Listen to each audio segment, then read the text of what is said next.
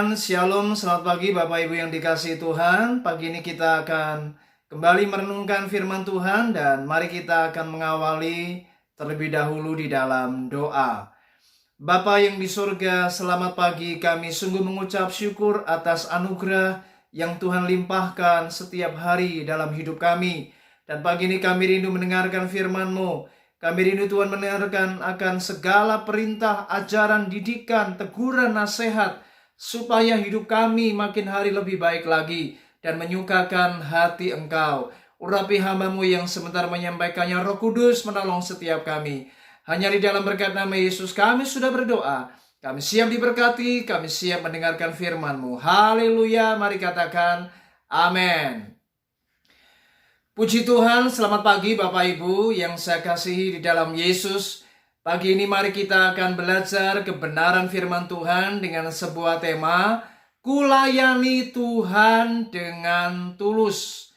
Mari kita akan melihat sebuah kisah di Alkitab, di dalam kitab 2 Raja-Raja pasal yang keempat, ayat 8 hingga sampai ayat yang ke-10. Demikianlah firman Tuhan.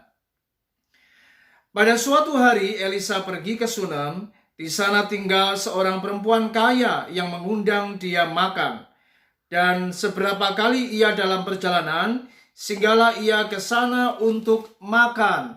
Berkatalah perempuan itu kepada suaminya, sesungguhnya aku sudah tahu bahwa orang yang selalu datang kepada kita itu adalah abdi Allah yang kudus. Baiklah kita membuat sebuah kamar atas yang kecil, yang berdinding batu, dan baiklah kita menaruh di sana baginya sebuah tempat tidur, sebuah meja, sebuah kursi, dan sebuah kandil. Maka apabila ia datang kepada kita, ia boleh masuk ke sana. Bapak Ibu, menarik sekali kisah ini bagaimana ditulis di dalam Alkitab. Dan saya berdoa pagi ini kita boleh mengambil pelajaran yang penting dari kisah perempuan Sunem. Tahukah Bapak Ibu, perempuan Sunem ini adalah wanita yang kaya raya. Dia memiliki kehidupan yang sebenarnya tidak memiliki kebutuhan apa-apa. Karena apa? Karena ia sudah mapan, ia sudah kaya raya, dia memiliki segalanya, tidak pernah kekurangan dalam hidupnya.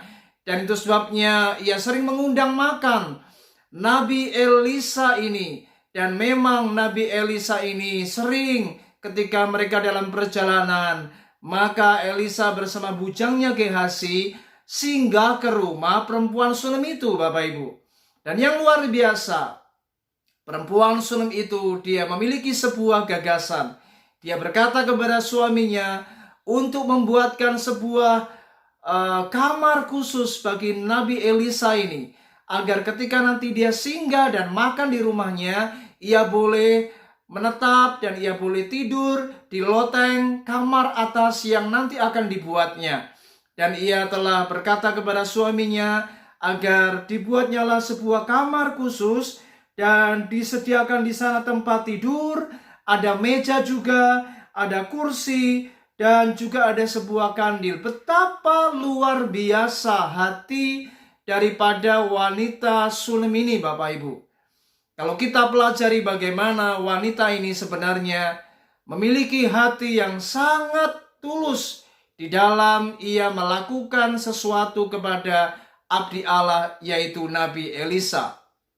Terbukti di dalam setiap apa yang dia kerjakan, apa yang dia lakukan, dia memberi makan Nabi Elisa. Dia memberikan tempat yang istimewa kepada sang nabi ini. Rupanya semuanya dilakukan tanpa pamrih. Dia mengerjakan dengan ketulusan hatinya. Tidak ada motivasi lain kecuali hanya memberi dan memberi dan memberi.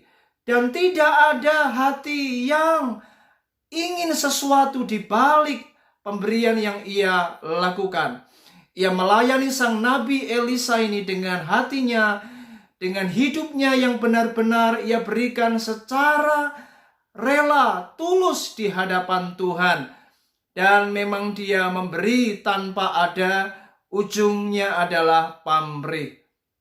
Dan yang luar biasa, memang perempuan sulem ini sepertinya tidak ada kebutuhan yang ia butuhkan karena semuanya ia sudah miliki. Tetapi ternyata kalau kita belajar dalam kisah ini, dia memiliki sebuah kebutuhan yang ia tidak bisa penuhi, yaitu karena anaknya meninggal, Bapak Ibu.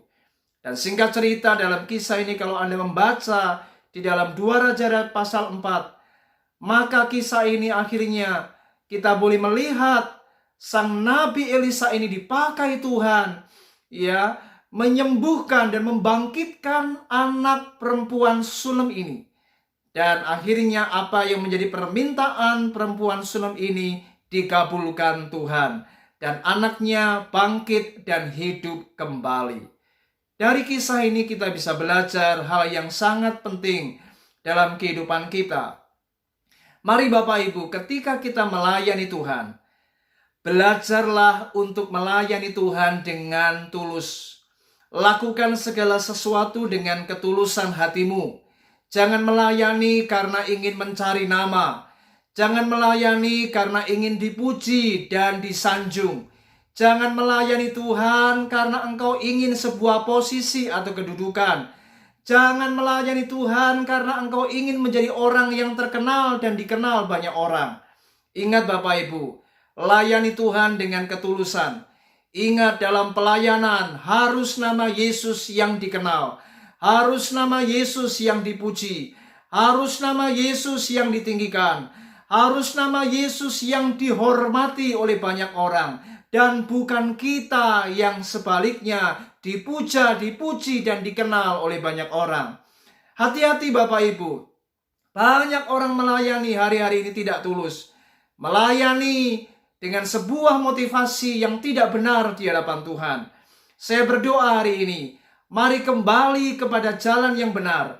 Mari kembali kepada apa yang memang Tuhan gariskan untuk kita melayani di dalam track yang benar, yaitu melayani dalam kemurnian, dalam ketulusan hati kita.